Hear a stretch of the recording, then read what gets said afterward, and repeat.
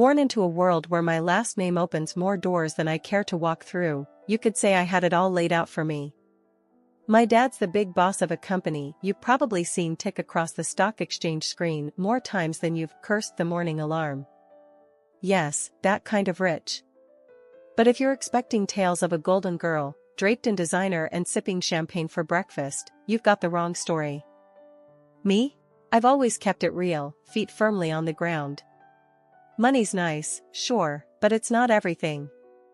I chose a different path, one that's led me to places money can't buy and experiences no gold card can fetch. Charity work, helping those in need, and living a life that's, well, ordinary. That's me, Jessica. Not the heiress, just Jessica. So, I was stuck in one of those typical evenings where my friend Sarah decided we all needed to get out more. We ended up at this dive bar downtown, the kind where the beer's cheap and the lights are dim enough to hide your regrets. Sarah was all hyped up, going on about some guy she met online. "You've gotta meet him, Jess. He's totally your type," she kept saying. My type? Since when did she decide she knew my type? Anyway, we're there, and in walks this guy. Not Sarah's online prince, but another dude, Alex. He was there with some friends, looking as out of place as a cat at a dog show. He wasn't dressed to impress, just a simple tee, jeans, and this easy smile that kind of lit up the room. We got to talking, and it was easy. Like, really easy. He worked some manager job at a place I'd never heard of, nothing fancy, but he talked about it with this passion that was kinda infectious. "You really dig your job, huh?" I remember asking, sipping on my third beer. "Absolutely," Alex shot back, leaning in. "Every day's a challenge. But hey, I'm not here to bore you with work talk. What about you?" Sarah mentioned charity work. I shrugged, trying to downplay it. "Yes, a bit of this and that. Just trying to do my bit, you know?" "That's cool. Really cool," he said, and I could tell he meant it. Not in a trying to impress you sort of way, but genuinely. The night rolled on, our group mingling, but Alex and I kind of stuck together, chatting about everything and nothing. It was refreshing, talking to someone who wasn't trying to sell me on some investment or brag about their latest acquisition. As the night was winding down, Alex got this look in his eye, like he was working up to something. "Hey, Jessica, I know this is kind of forward, but would you want to grab dinner with me sometime? Just us?" I remember feeling this mix of surprise and excitement. "Sure," I said, trying to sound cool about it. "I'd like that." On the way home, Sarah was all giggles and "I told you so's." I just smiled, thinking about the evening. Alex was a breath of fresh air in my often too stale world. Little did I know how much things were about to change. It wasn't long before going out turned into hanging out at each other's places, which, let's be real, mostly meant my cozy apartment because Alex's roommates were a circus and a half. One evening, sprawled on the couch after devouring what might be the world's most average takeout pizza, Alex turned to me, his eyes serious, but his tone light. "Jessica, how do you feel about making this a more permanent arrangement?" he asked, crumbs still clinging to the corner of his mouth. I raised an eyebrow. "You proposing we split a Netflix account or something more along the lines of a lease?" He chuckled, brushing off the crumbs. "Well, I was thinking more like a life together. But hey, we can start with Netflix." The simplicity of it, the straightforwardness, no grand gestures or dramatic backdrops, just us, in our element. It felt right. "Alex, if you're asking what I think you're asking. Yes. 1,000 times, yes." And just like that, with the aroma of cheap pizza as our witness, we decided to tie the knot. It was swift, sure, but when you know, you know. Telling our families was the next hurdle. My folks, well, they've always been about the "as long as you're happy" mantra, but this was putting it to the test. Dad, with his business empire, and Mom, the socialite, they had visions of me settling down with someone more in our circle. I broke the news over dinner, the fancy kind, where you're not sure which fork to use for the salad. "Mom, Dad, I'm getting married to Alex," I said, the words tumbling out in a rush. Dad paused, fork midair. "Alex? The manager chap? Well, that's quick." Mom simply smiled, a bit too tightly. "Dear, are you sure? This is rather sudden, isn't it?" But I was firm. "Yes, I'm sure. He's amazing, and we're really happy together." Their skepticism was palpable, but so was their love. "Well, if he makes you happy, darling," Mom conceded, and Dad nodded in agreement. Alex's folks were a whole different ball game. We went over to their place, a cozy little house that seemed always to smell like fresh cookies, or something equally comforting. Judy and Martin, they were as down-to-earth as they come, and they welcomed me like I'd always been a part of the family. "Alex tells us you're setting a date?" Martin asked, passing me a plate of those infamous cookies. "Yes, we're thinking sooner rather than later. Small ceremony, nothing fancy," I replied, trying to gauge their reaction. Judy beamed. "Oh, sweetheart, that's wonderful. We're just thrilled for you both." Their warmth was enveloping, a stark contrast to the cautious optimism of my own parents. It was clear, right from the get-go, that our worlds were different, but the common ground was the genuine happiness for me and Alex. Planning the wedding, we were on the same page: keep it simple, keep it us. A small ceremony, close friends and family, and an open bar because, as Alex put it, if we're doing this, we're making sure everyone's having a good time. And that's how it went down.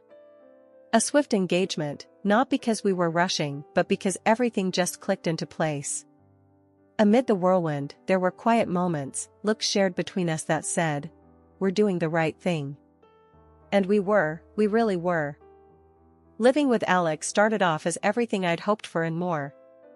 We were like two peas in a pod, making our little corner of the world in that cozy, modern apartment I had rented. It was ours, filled with love, laughter, and a ton of takeout containers, because, let's face it, neither of us were winning any awards in the kitchen. It wasn't long before I started noticing how Alex's parents, Judy and Martin, had this way of dropping hints about things they liked or needed whenever they came over. At first, it was subtle, almost cute. "Oh, Jessica, that's a lovely coffee maker. Must make mornings a breeze," Judy would say, eyeing our shiny new appliance with a gleam in her eye. Or Martin, "This sofa is just divine. Our old one's been giving me a right pain in the back, you know." Wanting to be the good daughter-in-law, I'd surprise them with gifts here and there. A coffee maker for Judy, a comfortable new sofa for their living room, and so on.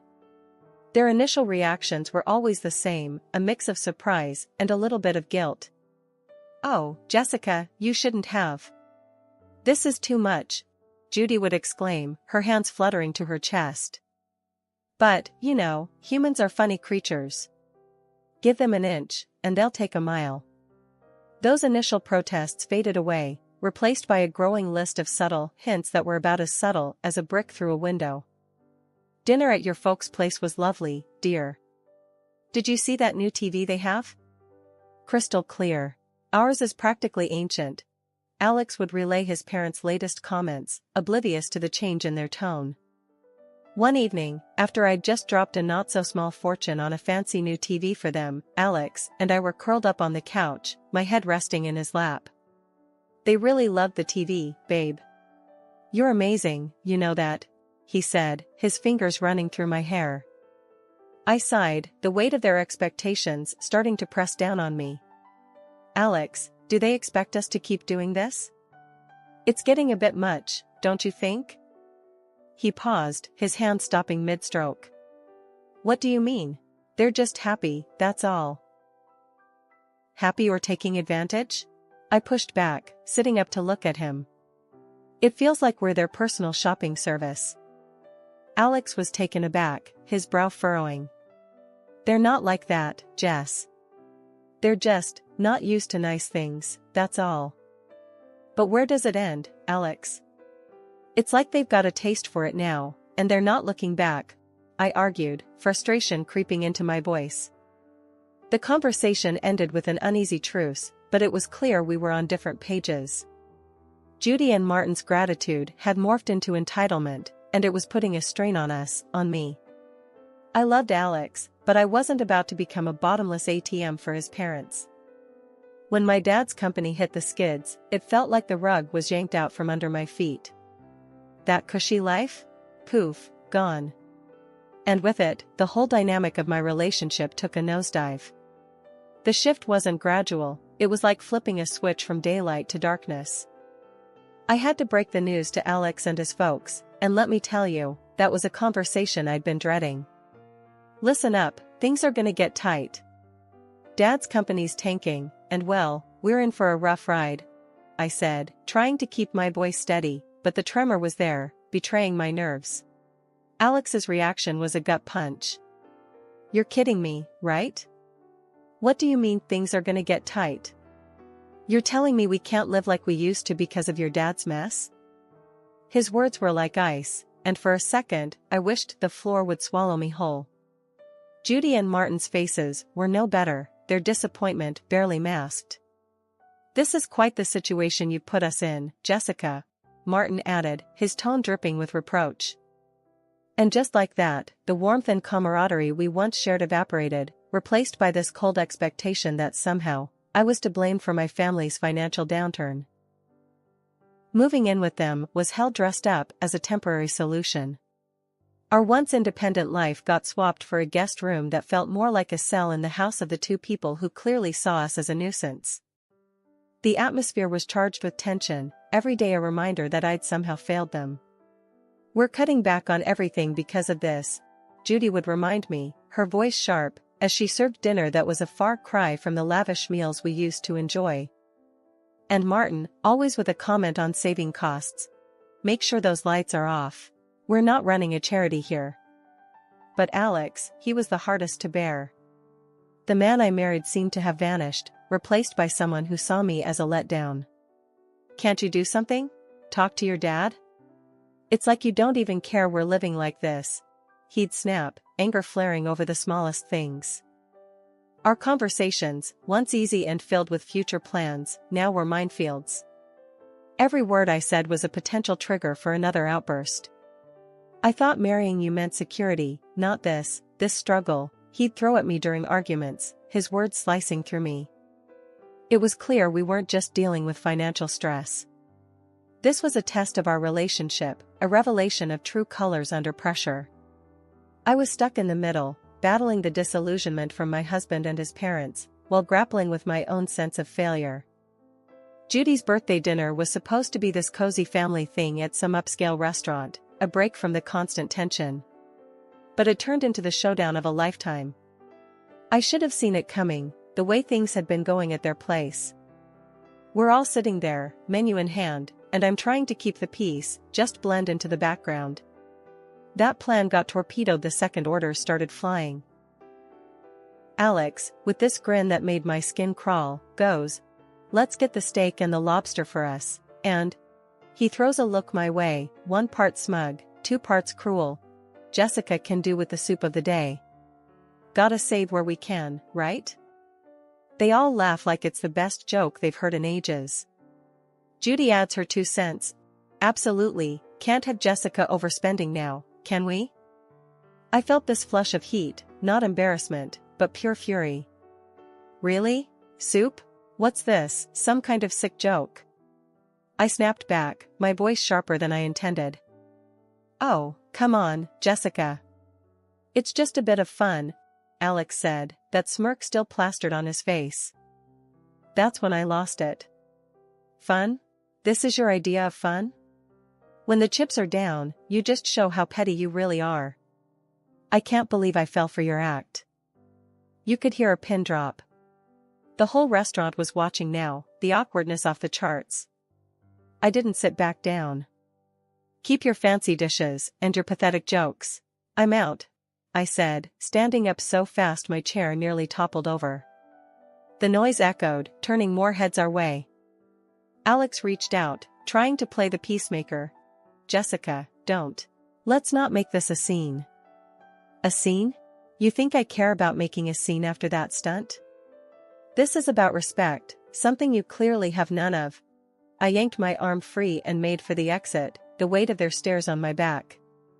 Stepping out into the night felt like breaking out of prison. My phone was blowing up, Alex no doubt, trying to do damage control. I ignored it, my mind made up. I drove back to their place, a storm of emotions brewing inside. How had things gone so sour? Alex and I were a team, or so I thought. But that dinner? It was a slap in the face, a wake-up call I couldn't ignore. Back at the house, I packed my bags in record time, each folded shirt a reminder of the life I was leaving behind. It wasn't just about leaving a place, it was about leaving a relationship that had shown its true colors. I turned off my phone, cutting off the barrage of messages. The silence was eerie, but welcome. That night wasn't just the end of a disastrous dinner, it was the close of a chapter one had no interest in revisiting. After the disaster that was Judy's birthday dinner, I found myself driving to my parents' house. The night was quiet, a stark contrast to the storm raging inside me. By the time I pulled up to their driveway, my decision was made. I needed sanctuary, yes, but more than that, I needed advice, something only my dad could offer. Walking into the house, the familiarity of it all was both comforting and jarring. Mom was asleep, but Dad was up, sitting in his study, surrounded by papers that seemed less important the moment I stepped in. "Jessica? What are you doing here at this hour? Is everything okay?" He stood up, concern etching his face. I took a deep breath, the events of the evening pouring out of me in a flood. I told him about the dinner, about Alex and his parents, and how I felt like I'd been reduced to nothing but a source of income for them. Dad listened in silence, his expression hardening with every word. When I finished, he sighed, a sound that carried years of experience and a hint of sorrow. "Jessica, I saw this coming. I just hoped I was wrong," he finally said, his voice steady but filled with empathy. "How could I have been so blind, Dad?" "I thought Alex. I thought we were different," I said, feeling the weight of my naivety. He walked over, putting an arm around my shoulders. "You wanted to see the best in him, in them. There's no fault in that. But people show their true colors in tough times. It's a hard lesson, but an important one." I nodded, the reality of his words sinking in. "But what do I do now? I can't go back there." "You'll stay here, for starters. As for the rest, we'll figure it out together," he assured me, his confidence a balm to my frayed nerves. Then, he shared something that took me by surprise. "You know, the company's situation isn't as dire as it seems. We're actually on the verge of a breakthrough." It was a strategic move, a way to weed out the opportunists. I stared at him, stunned. "So, you mean to say we're not broke?" He chuckled, a sound that was part relief, part amusement. "Far from it. But it was important to see who would stick around when the chips were down.